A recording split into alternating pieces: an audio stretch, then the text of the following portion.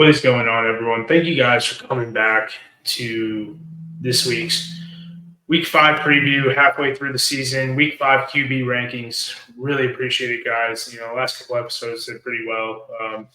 Still looking to hit that high watermark, about 740. So if you can, guys, give us a share. My name's Pat Rufino. I am, just to introduce myself to a couple new subscribers and whatnot. I've been covering this football stuff since about 2021, and then have been, kind of made my mark in this through my QB rankings.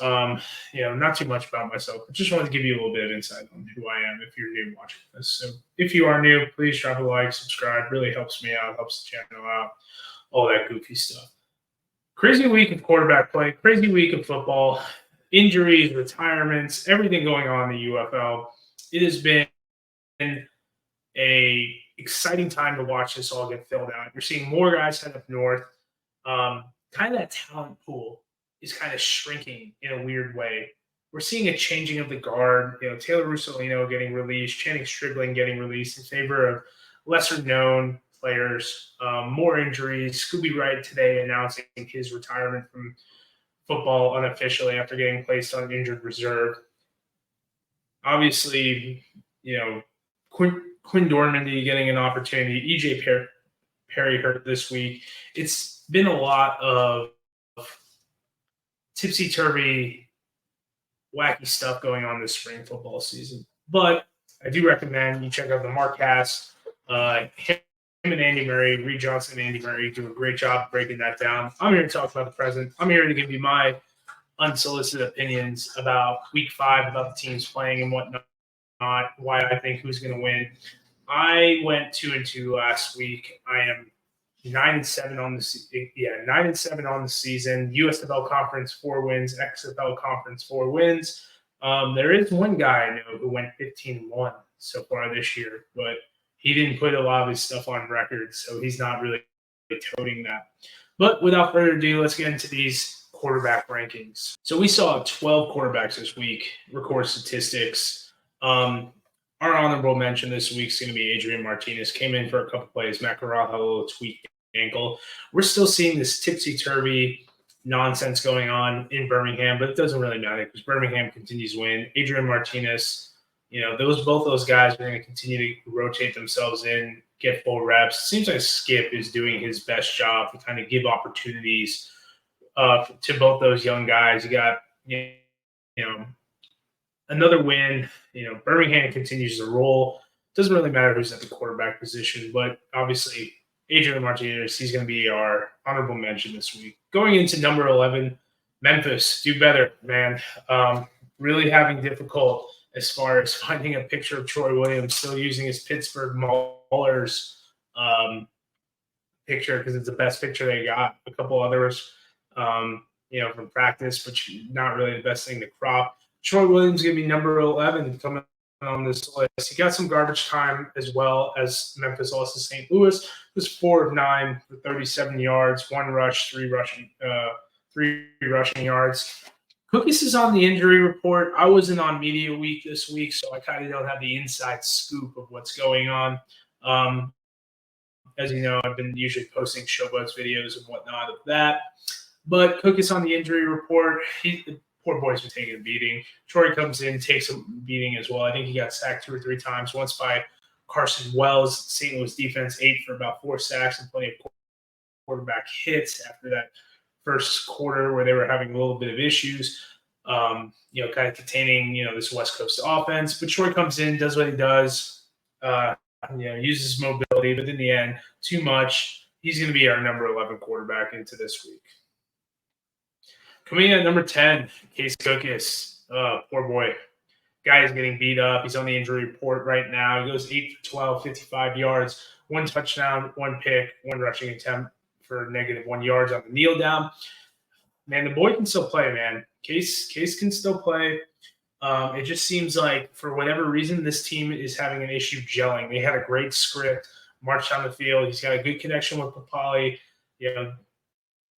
But overall, that offensive line seems to be the Achilles heel. It doesn't matter who you put back there. They're giving up way too much pressure. And you got to wonder if Cookus over the last 3 years is just fatigued, man. Like this poor guy, fringe NFL QB3. Really curious to see what he's got going on. If he's ever going to get another opportunity as the older he gets. But in the end, Cookus, there was, I don't know if you could say this is a great week of quarterback play, but there's a lot of good quarterback play. And that's why Cookus, with his limited sample size, number 10. This one's a sad one. If you haven't heard yet, EJ Perry is on the injured reserve now. The team recently signed Bryce Perkins, who actually started a game for LA a couple of years back. Perry put together a 7 of 13, 77 yards, no touchdowns, no picks, 4 rushing attempts for 29 rushing yards. I believe that led the team once again. Perry was the leading rusher in the UFL for a little bit, leading in touchdowns. Only threw 2 passing touchdowns, but his season is over. You got to wonder if he did enough to get another opportunity in the NFL. I certainly think he did just because of his athleticism, rushing ability, especially in the NFL with so many rushing quarterbacks. You might want to put this guy on your scout team and give him a look for your defense, and that could, kind of help him out with some employment and whatnot. My man Lindsey Scott, used in the 2-point plays, 1 of 1, 21 yards, 2 rushing attempts, 5 rushing yards. Nothing too sexy from him. Obviously, Arlington kind of sputtered and whatnot. You would have thought they would have used Scott a little bit to change it up and whatnot, especially against a, less than, I would say a less than stellar Houston Roughnecks defense. That team, the Roughnecks, that is, has a lot of issues internally. You would have thought that Arlington would have been able to figure it out. They got big game man. 199 career wins. Coming off the UFL championship, they cannot figure it out for this poor guy to get him to that 200. I made a graphic, by the way. So let's see what happens with Scott. I think Perez, you still roll with him. Scott's not really as, primed of a passer as Perez, even though there is, a lot to be desired in Perez's arm. And Scott's still moving up the list. I'm willing to guarantee at like 0-7 that Scott begins to get those reps. See if there's a trade deadline. Maybe they push Perez somewhere else and they bring back Jim Play there, Kevin Anderson, my man. Coming in at number 7, I got Danny Etling. Etling finally getting some reps after an injury to EJ Perry. Etling looks to get the odds this week. I was a big Etling guy. I actually lobbied for him to be a spring league guy in 2022. But this week he goes 11 of 14, 105. 52 of those yards, I think, came to that one pass to Marcus Sims. 1 touchdown, 1 pick, 2 rushing attempts, 10 rushing yards. This is it, man. Etling's going to, play for his NFL career here. This is a fringe NFL guy. Got cut by the Packers. Been kind of bouncing back and forth between his active roster elevations to his, time on practice squads and whatnot. Been with like 7 NFL teams, most recently with the Packers. Etling's going to have the time to shine, man. We can see this guy spike up. A lot of athletic ability. He, he's got some decent arm strength. He looked pretty comfortable for not really playing much football. Always due for a highlight in the preseason when you got Danny Etling, my man. But we'll see if this is his time to shine. He's got the weapons. Marcus Sims has emerged as a key receiver in the UFL. You got Trey Quinn, all reliable. Cole Hickattini, and even Wes Hills in the backfield, especially even on special teams. You saw Wes Hills grabbing the first down. It's a big opportunity for Etling. This guy's been around some backs like Aaron Rodgers, Jordan Love, Matt Ryan. So Etling's got an opportunity to shine. We'll see what happens. Yeah, he was with the Seahawks for a little bit. Russell Wilson. I think he's going to rise to the occasion. I don't know if he does enough to win the week for Michigan, but we'll talk. Number 6, Birmingham Stallions, Matt Corral. Corral goes 19 of 20. 240, 1 touchdown, no picks, 7 rushing attempts, 51 yards. Athletic, not the best environmental game for him. So a lot to be desired, in my opinion. When I actually rewatched this game, and I see a guy who's still trying to push a little bit too hard. I think he needs to talk to Jamar, start managing the game a little bit. Yeah, I need a quarterback to manage the game. I feel like there's a lot of pressure on Corral because of all the stuff that happened in the NFL where he kind of walked away from the game because of some mental health issues or whatever it was.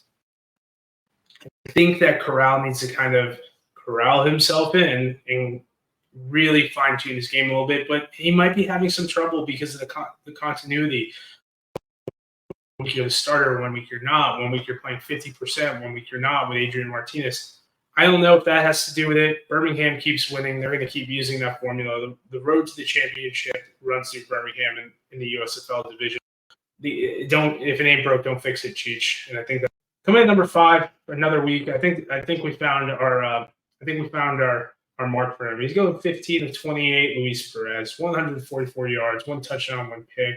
I didn't really want to put Teamu that high. As you can tell, he's going to be in our top 4. But Perez, you got to win games, bud. You've done it. You've went to the playoffs. You've won championships. You've had 300-yard games.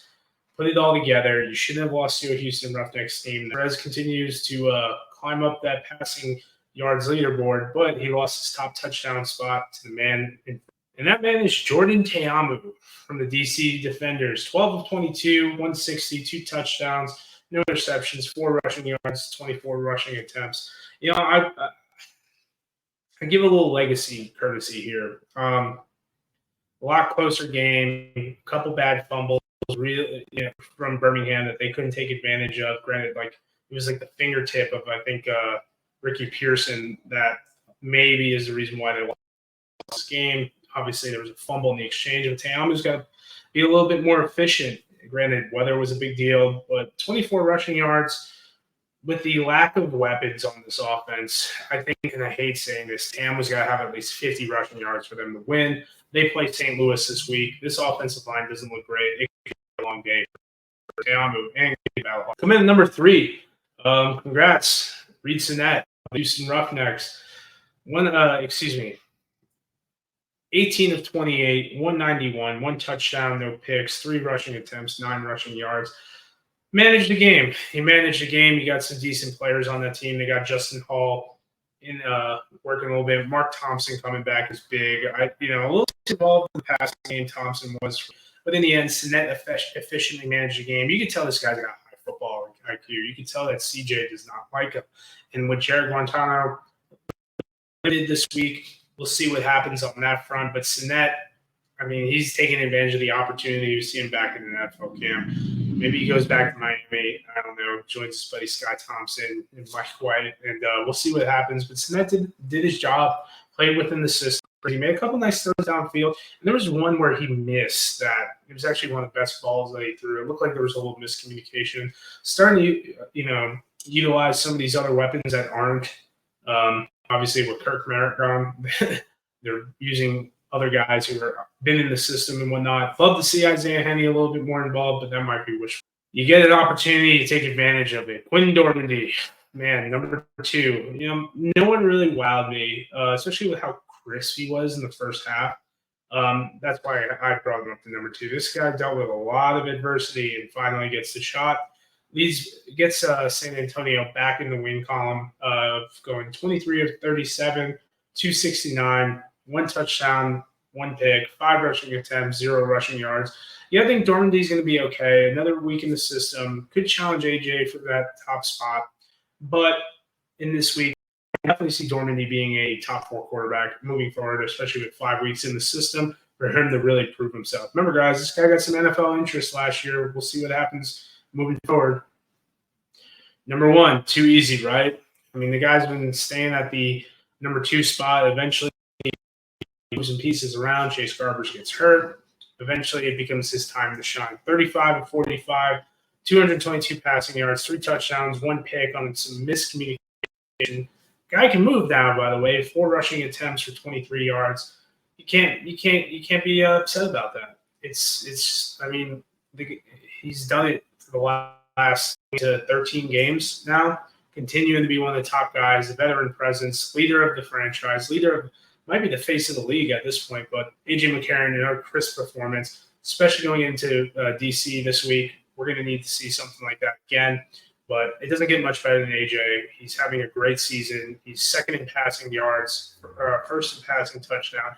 And this added mobility that he talked about, more working to become more athletic, leaner, all that good stuff. Remember, this guy did not play football in 2022. He's recovered from the ACL.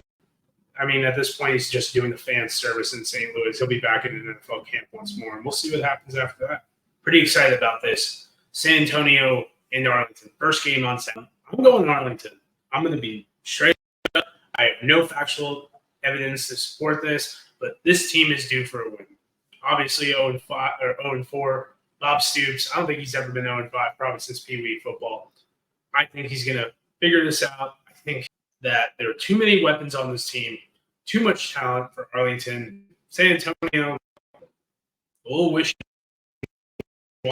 but in the end, I'm going with Arlington. I can't bet against Luis Perez, and there's always one upset when I'm wrong. I'm going to take this upset, and I'm going to be honest, Mike Mitchell took the upset too, and he took the upset against Houston last week, and he seemed pretty smart with that. So Mike says Arlington. I'm saying Arlington. At this point, nothing to lose in this XFL conference game. Ooh, this one's an easy one for me. Birmingham. I mean, how could they not beat Houston at this point? Houston's got guys retiring. They got guys, getting hurt. They got this. They got that. They got the turmoil. Just to me, you have such a fine-tuned machine that at this point I could play quarterback. And even though Birmingham sounds Scooby right, and I've got the injury report right there. CJ Marable is not participating in practice. Chris Jackson not participating. New special teams unit. They bring in Ramiz Ahmad. Guy goes for game-winning field goal. Kobe Wadman hurt. No problem. They're going to bring in a punter. Get him in there. I don't see how the turmoil in Houston gets any better. I think they finish out 1-9. You got Toby Johnson today, tweeting out that he's jerked around by the franchise and whatnot. Birmingham's going to come in and they are going to put a dagger in Houston, and they're going to win this game no matter who's playing their quarterback. This one's an easy one. You're locking in. St. Louis and DC. I'm going St. Louis. They're riding a hot streak. This is not the DC Defenders from 2023. This is not the DC Defenders from 2022. This is a DC Defenders team that literally put all their chips and said, hey, man, Jordan Teamu, will us to victory. It's kind of like Case Cook's last year.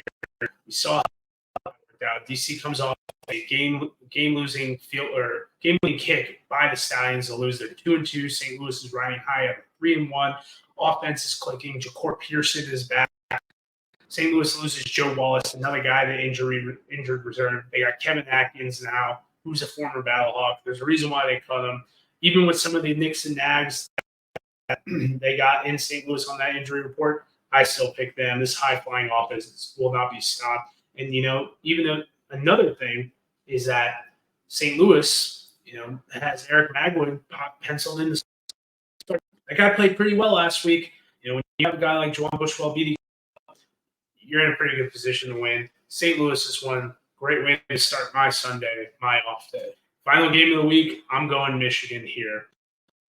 Memphis is, I think, getting the benefit of the doubt because Houston looks like so much turmoil over there. Michigan, obviously, lost last week. You got Danny Etling taking snaps, against, kind of getting thrown in there a little bit. Full week of practice. Let's see what happens. Memphis can't get it together. They got Cookus on the injury report. Troy Williams, looking pretty okay. I think Cookus goes, but I still think that offensive line is going to give him a beating. Michigan's got a solid front seven. They got Kai Nakua back there, a better version of Sholem Luwani from 2022. To me, Michigan gets back in the win column. They take care of business against Memphis, and Memphis goes home looking so pretty quick, pretty short, pretty sweet. I feel like that's enough of the facts. A lot going on in the UFL. Tell me in the comments, who are your picks this week? You picking Michigan? You're saying, Pat, you're 100% right. You're going with Arlington. You're going for these upsets. You're going with the spread, whatever you want to call it.